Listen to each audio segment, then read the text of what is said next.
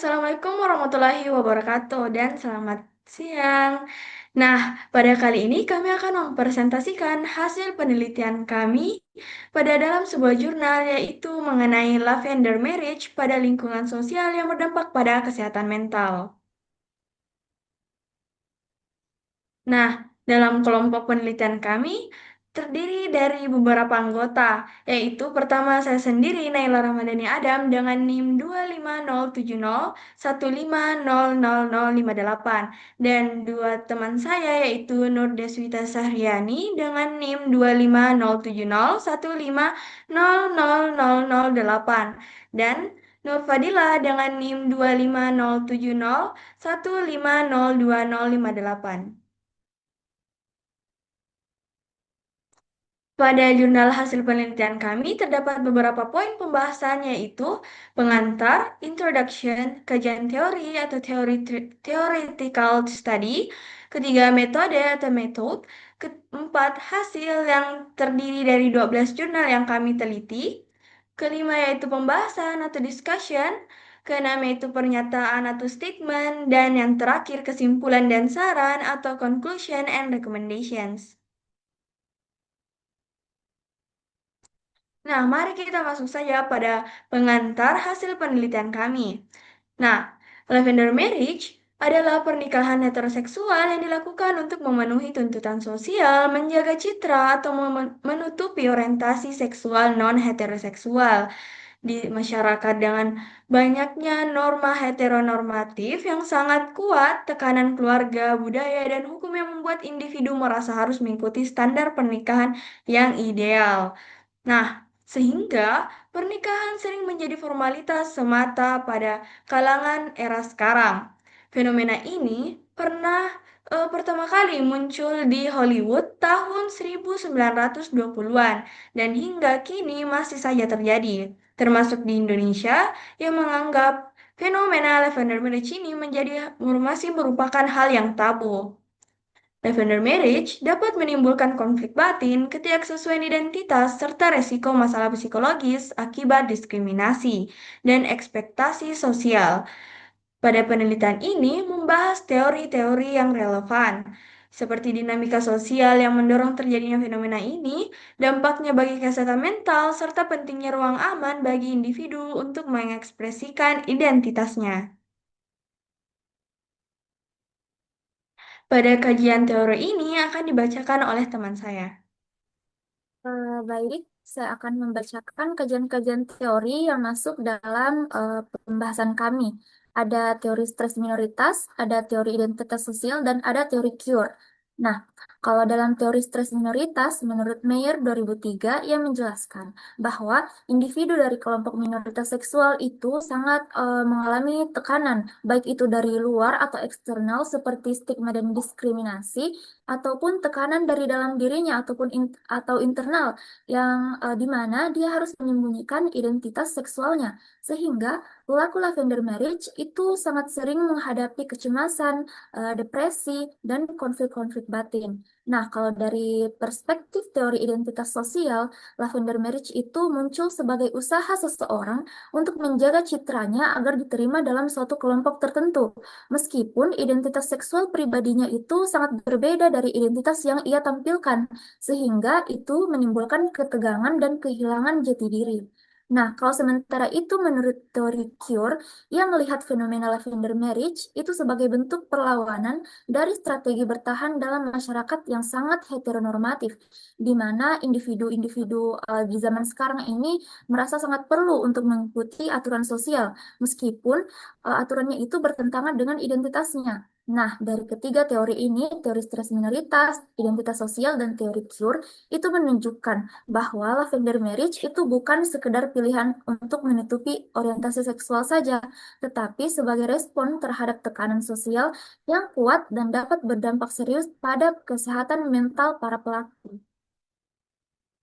Selanjutnya kita masuk ke metode penelitian. Nah, di penelitian kami ini, kami menggunakan metode literatur review, yaitu dengan mengumpulkan dan menelaah berbagai sumber seperti jurnal ilmiah, skripsi, buku, maupun artikel-artikel yang membahas tentang lavender marriage, terutama yang berkaitan dengan tekanan sosial dan dampaknya pada kesehatan mental.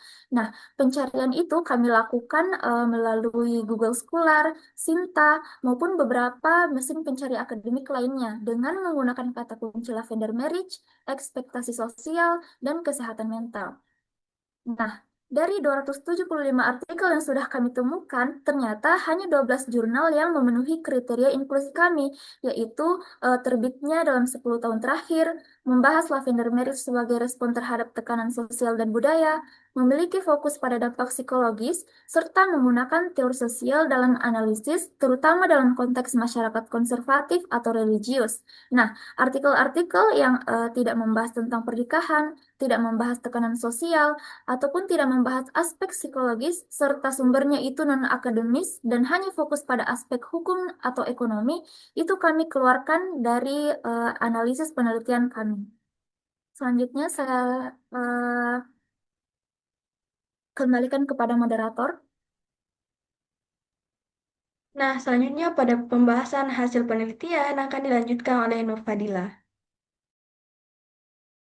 Baik, terima kasih atas kesempatannya. Selanjutnya saya akan membacakan hasil dari penelitian kami. Nah, di sini terdapat 12 hasil, yaitu yang pertama, ada penerbitnya yaitu Citra Dewi Irianti dan Nurcayati PH.D yang terbit pada tahun 2018. Nah, judulnya itu, lesbian yang menikah dengan laki-laki mengalami konflik batin dan kesulitan menyesuaikan diri. Sebagian ingin tetap sebagian lesbian dan berpisah.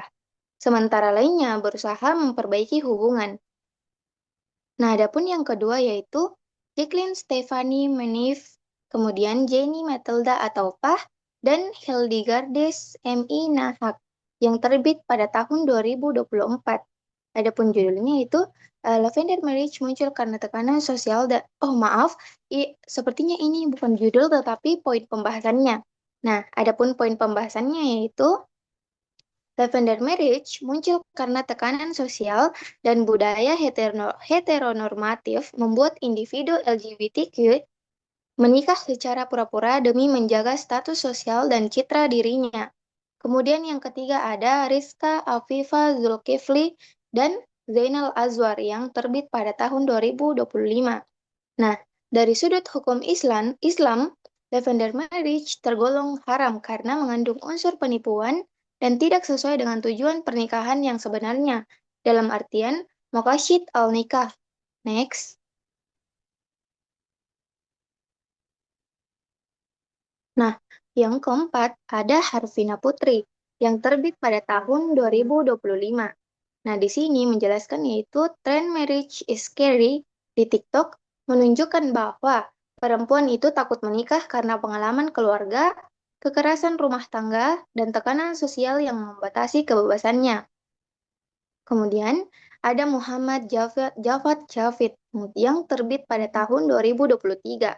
Nah, di sini konsep keluarga dan pernikahan saat ini makin beragam dan tidak selalu mengikuti aturan lama.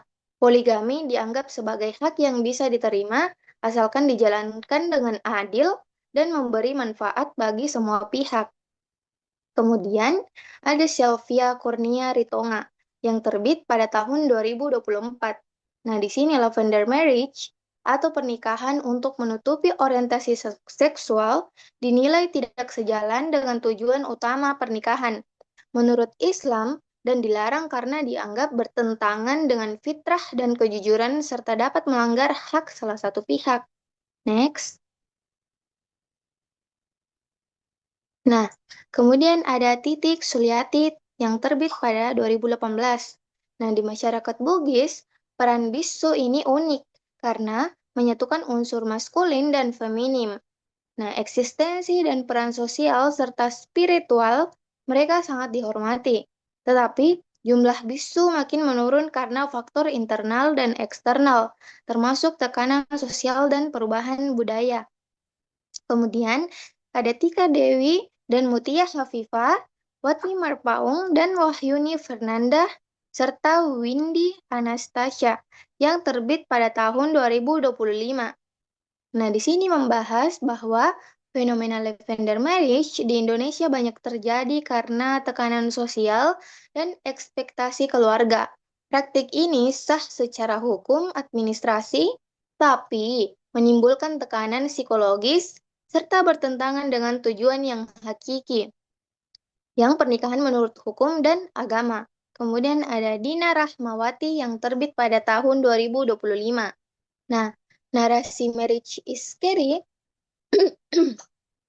Nah, narasi marriage is scary, TikTok buat Gen Z itu ragu menikah, terutama pada perempuan, karena meski banyak tetap menginginkan pernikahan.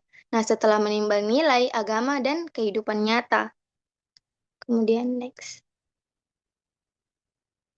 Oke. Nah, terus Della Maharani yang terbit pada tahun 2016. Nah, drama ini menyorot karakter Sebastian di mana ia menyembunyikan orientasi seksualnya yang memakai beard.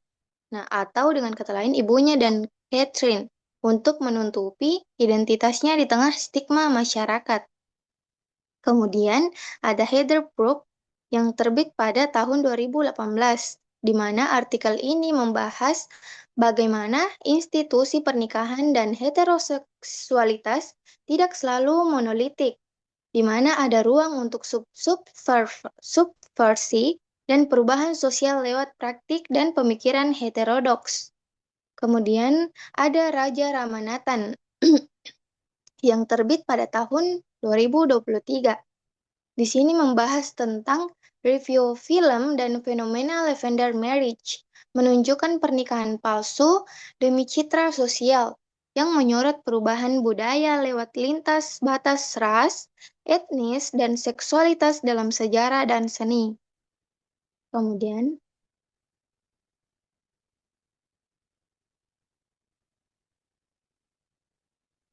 next. Oh ya, baik, selanjutnya saya serahkan ke moderator. Terima kasih. Nah, baik, pada bagian pembahasan ini akan dilanjutkan oleh teman saya lagi, yaitu Nur Deswita. Baik, saya akan membahas mengenai bagian pembahasan. Nah, fenomena lavender marriage itu menunjukkan bahwa pernikahan heteroseksual yang dijalani yang hanya sebagai formalitas untuk menyembunyikan orientasi seksual dan menghindari stigma-stigma sosial, terutama dalam masyarakat sekarang yang sangat kuat dipengaruhi oleh ajaran agama dan norma heteronormatif. Mulai dari teori identitas sosial yang berpendapat kalau individu minoritas seksual itu hanya ingin meminjam identitas heteroseksual agar ia bisa diterima oleh lingkungan. Lalu ada pembahasan mengenai teori queer yang menjelaskan bahwa identitas sosial sifat fleksibel dan dapat dibentuk oleh budaya serta kekuasaan, sehingga tekanan sosial membuat sebagian orang memilih lavender marriage meski bertentangan dengan diri mereka. Nah, kondisi ini itu menimbulkan beban psikologis berupa kecemasan, konflik identitas, dan stres minoritas yang dapat berdampak pada kesehatan mental. Nah, pada bagian kesimpulan atau penutupan ini akan saya sendiri yang akan membacakannya. Pada kesimpulan, pada penelitian ini, fenomena lavender marriage menunjukkan bahwa tekanan sosial, budaya, dan agama dapat membuat individu dari kelompok minoritas seksual memilih pernikahan heteroseksual sebagai cara untuk melindungi diri dari stigma. Pilihan ini bukan muncul karena keinginan pribadi, tetapi sebagai bentuk bertahan di lingkungan yang masih kuat dengan norma heteronormatifnya. Akibatnya, banyak pelaku lavender marriage yang mengalami konflik identitas, beban emosional, dan stres berkepanjangan yang bisa berdampak pada kesehatan mental serta kualitas hubungannya. Adapun saran dalam hasil penelitian ini yaitu, berdasarkan penelitian mengenai lavender marriage dalam lingkungan sosial serta bagaimana dampaknya secara psikologis, perlu dipahami bahwasanya edukasi dalam masyarakat mengenai identitas seksual sangatlah penting. Pada lingkungan sosial yang luas ini, tidak dapat dimungkiri bahwasanya banyak orientasi seksual yang sangat berbeda. Maka perlu juga adanya lingkup yang aman dan juga inklusif bagi kelompok minoritas seksual agar mereka tidak merasa dikucilkan dalam masyarakat. Bagian ini tidak kami paparkan secara detail karena tidak memiliki bagian pada hal tersebut. Itulah tadi hasil presentasi mengenai penelitian kami yang bertemakan Lavender Marriage. Mohon maaf jika masih banyak kekurangan. Terima kasih. Wassalamualaikum warahmatullahi wabarakatuh.